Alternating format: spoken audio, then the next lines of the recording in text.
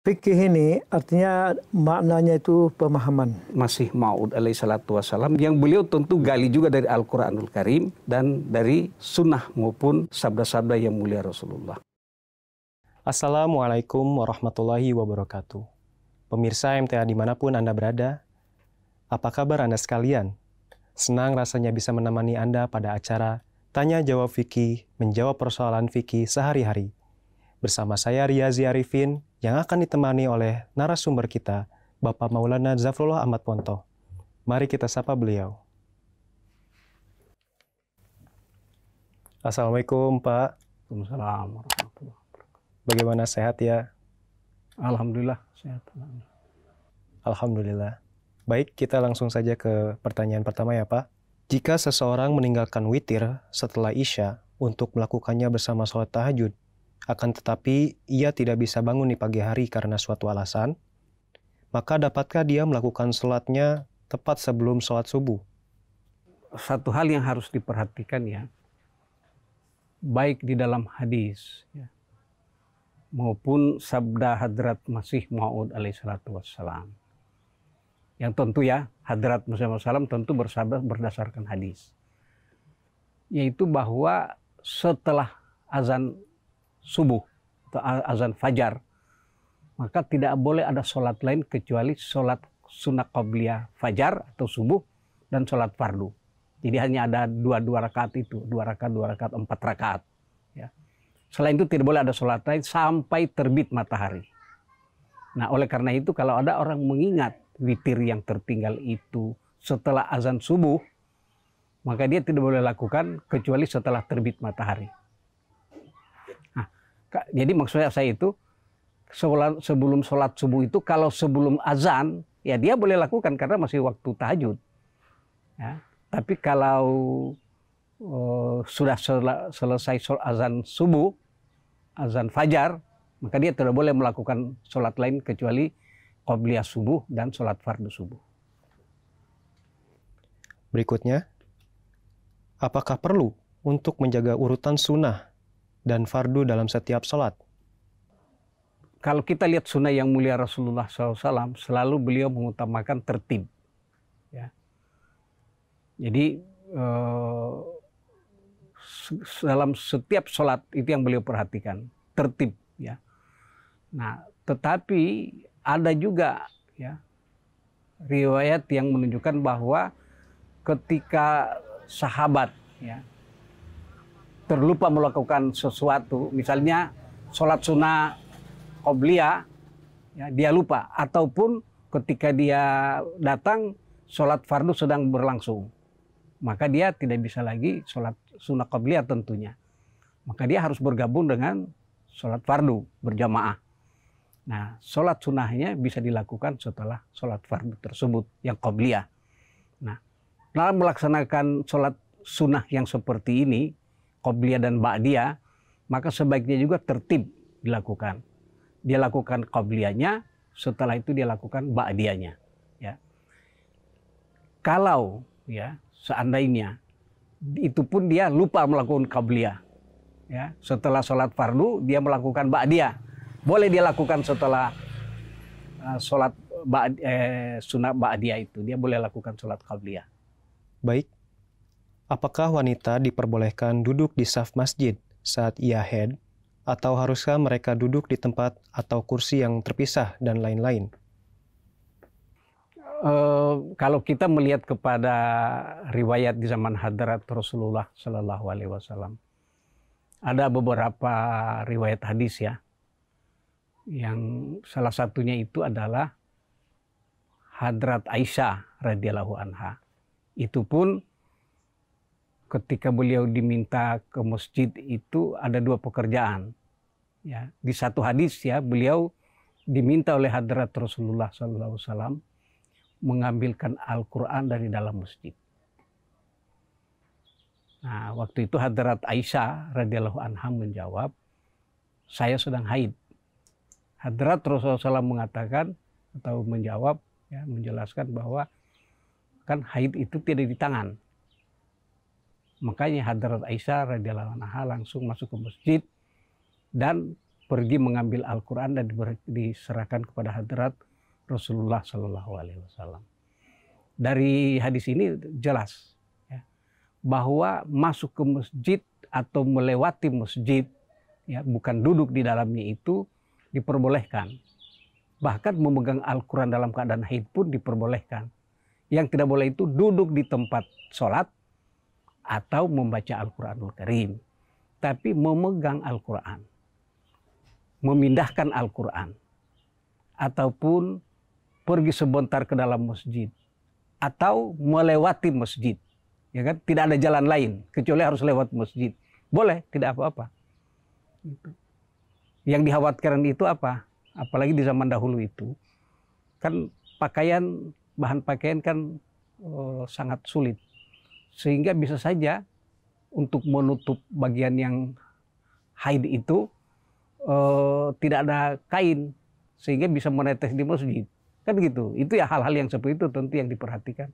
Tetapi karena ini merupakan satu amalan yang sudah dipraktekkan oleh para sahabiah radhiyallahu anha, ya, anhunna, bahwa mereka melaksanakan secara harfiah apa yang dilakukan sabdakan oleh hadrat Rasulullah SAW, maka ya kita juga melaksanakan seperti itu. Artinya tidak duduk di dalam masjid atau tidak membaca Al-Quran, tetapi cukup untuk lewat atau mengambil sesuatu sebentar keluar lagi, itu boleh.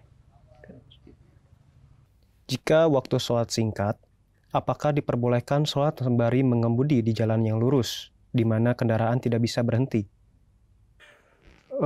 Di zaman hadrat Rasulullah Sallallahu Alaihi Wasallam, ya, ada beberapa hadis di dalam hadis Bukhari dan ada juga di dalam hadis Tirmizi. Ya. Di sana kita menemukan bahwa hadrat Rasulullah Sallallahu Alaihi Wasallam itu beberapa kali terlihat oleh para sahabat radhiyallahu anhum, beliau Sallallahu Alaihi Wasallam itu sholat di atas kendaraan. Karena waktu itu kalau bukan kuda, unta atau keledai, itu bigal. Jadi dari sisi ini bahwa sholat di atas kendaraan itu dalam keadaan yang terpaksa diperbolehkan. Tetapi ingat bahwa di dalam hadis Bukhari itu yang dijelaskan oleh para sahabat radhiyallahu anhum, itu yang beliau lakukan itu sholat nafal. Dan jika beliau ingin sholat fardu, maka beliau turun dari onta atau dari kendaraan, lalu menghadap ke kiblat untuk sholat fardu. Nah, tapi ada satu riwayat yang menjelaskan ketika beliau dalam perjalanan di atas unta dengan para sahabat radhiyallahu anhum, ketika tiba waktu sholat, mereka berada di tempat yang sempit, ya, dan waktu itu baru selesai hujan, jadi becek, ya, berlumpur itu tanah di sana. Nah, beliau langsung memajukan unta beliau, kemudian para sahabat di belakang beliau dengan jarak yang tentu, ya namanya juga di atas tunggangan, ya, tentu jarak tidak mungkin saling dekat. Nah, beliau mengimami sholat fardu dan para sahabat juga bermakmum di belakang beliau di atas tunggangan masing-masing. Nah, itu sholat fardu ada bukti, tapi itu dalam keadaan yang sangat terpaksa. Nah, oleh karena itu pertanyaan jadi, kalau ada di jalan yang bisa kita memanage waktu kita, maka sebaiknya kita berhenti di tempat yang aman, cari tempat yang aman, tempat parkir banyak di pom bensin atau di rest area kalau ada di tol, ya. Nah, kita bisa lebih bagus berhenti karena begini logikanya, kalau untuk isi bensin atau untuk kita minum-minum di perjalanan, ya, di tol misalnya, kok kita bisa berhenti di rest area hanya untuk memenuhi keperluan jasmani gitu. Loh, kenapa ini keperluan rohani kita tidak mau manage waktunya dengan baik? Jadi kalau kita punya waktu yang cukup, paling bagus kita harus berhenti atau paling bagus kita turun dan kita cari tempat sholat yang memadai untuk kita sholat fardu. Tapi kalau di tol, ya, sudah masuk waktu. Rest area-nya masih jauh. Yang perhitungan kita kalau kita ke rest area tersebut, waktu sudah lewat. Ketika kita tiba. Maka tentu dalam keadaan seperti ini namanya terpaksa. Ya, tentu boleh seperti tadi hadrat Rasulullah SAW dalam keadaan terpaksa sholat di atas unta.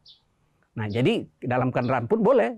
Sambil menyetir pun boleh. Kalau memang sama sekali kita khawatir akan kehilangan waktu sholat jika kita menunggu untuk tiba di rest area.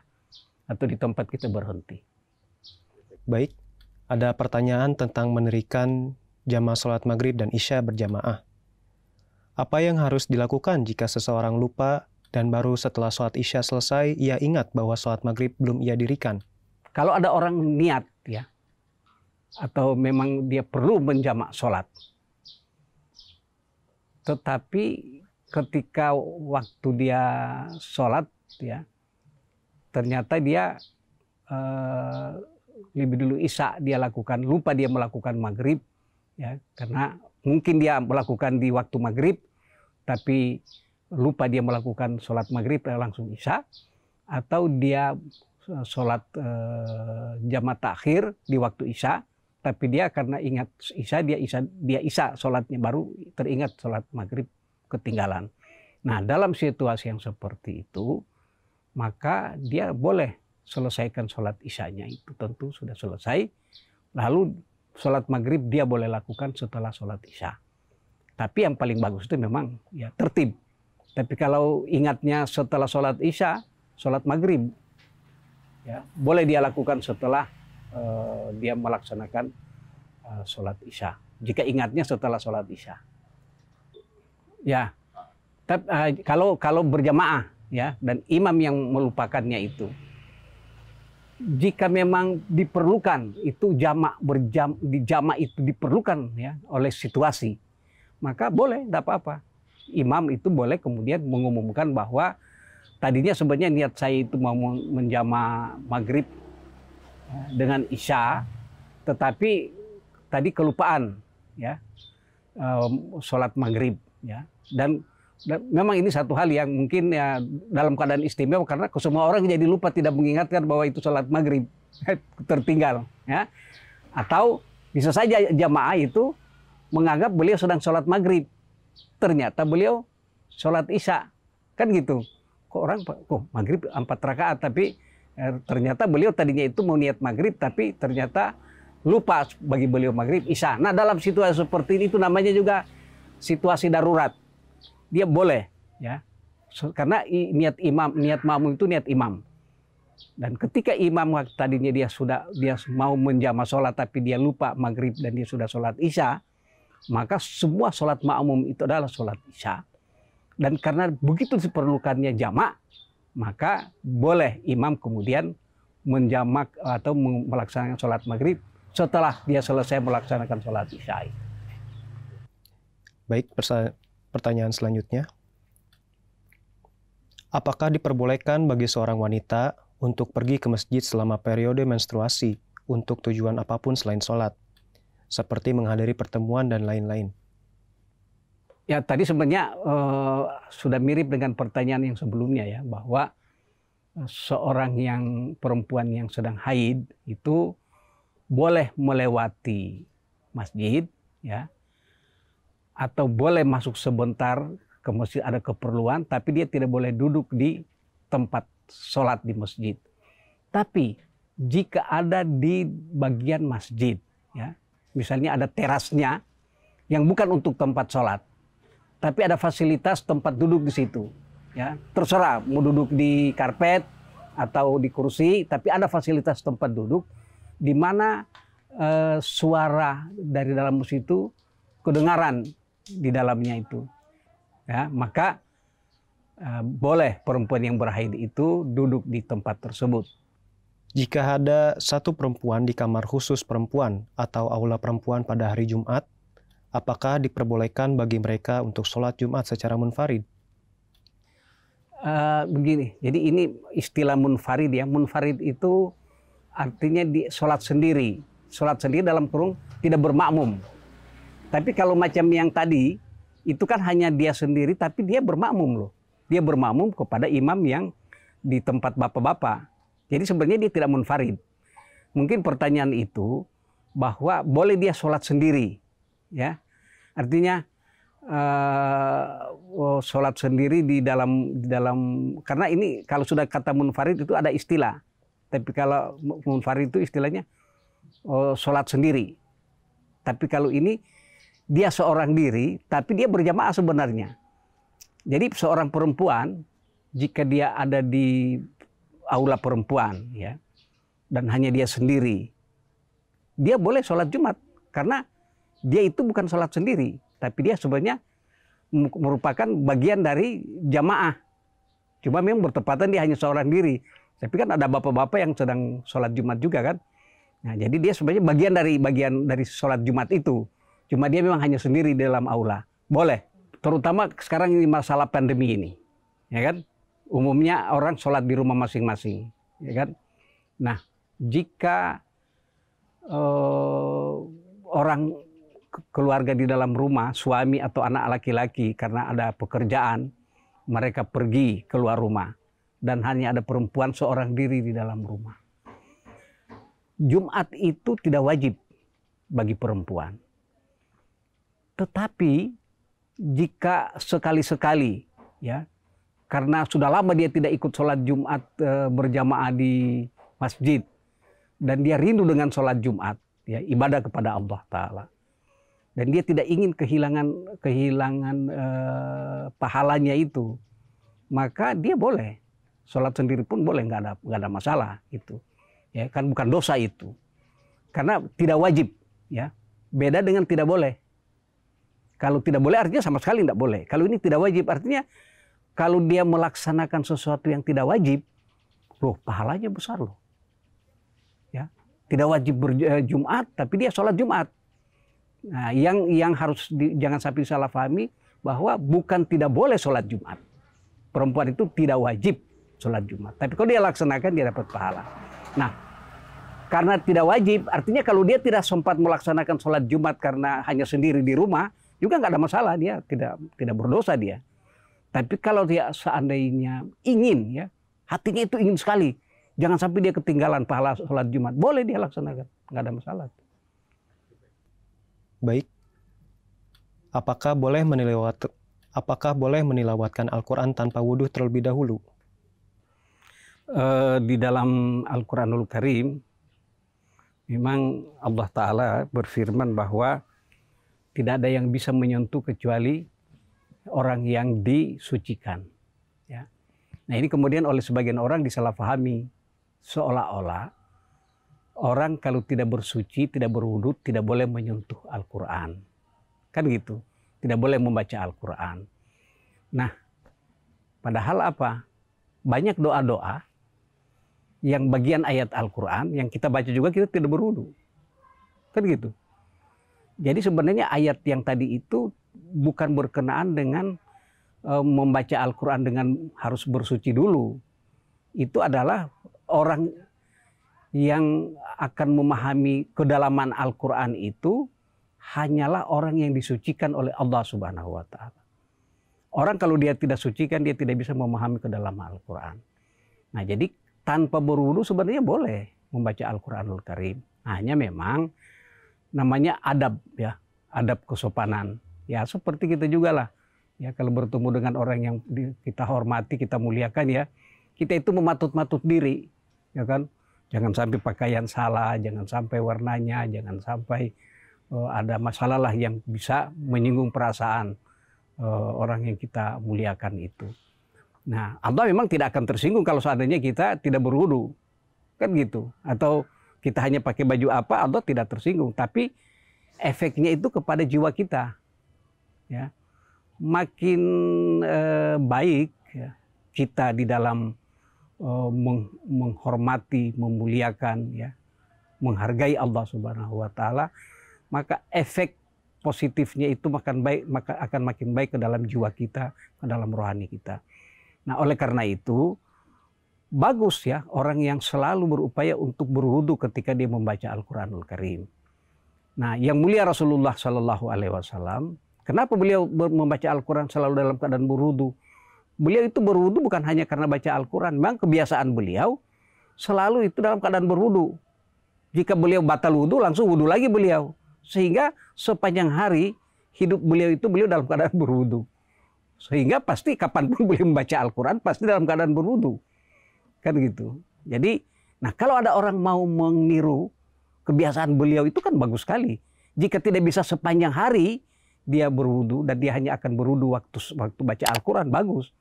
Nah, tapi ada kan orang ya, dia habis berwudu, baca Al-Quran, batal lagi karena buang angin atau apa. Kalau dia berwudu yang kedua kali, kadang-kadang dia flu karena kedinginan. Nah itu kan juga harus jadi pertimbangan. Jadi tidak harus ya orang itu berwudu untuk baca Al-Quran. Boleh dia tidak berwudu baca Al-Quran. Kalau seandainya demi untuk ngambil pahala lagi, saya tayamum aja, silakan juga, nggak ada masalah. Kalau memang dia tidak bisa berwudu karena khawatir dia akan flu. Gitu. Jadi itu boleh baca tanpa wudu. Baik Pak, terima kasih atas pemaparan-pemaparan dan jawaban-jawabannya. Insya Allah kita akan lanjutkan di episode yang selanjutnya. Pemirsa MTA dimanapun Anda berada, demikianlah pembahasan kita pada episode kali ini. Insya Allah kita akan bertemu pada episode selanjutnya dengan tema fikih yang tak kalah menarik lainnya. Kirimkan pertanyaan, saran, dan kritik Anda ke email di bawah ini. Dan jangan lupa saksikan program-program MTA lainnya hanya di MTA. Saya Riyazi Arifin beserta kru yang bertugas mohon undur diri.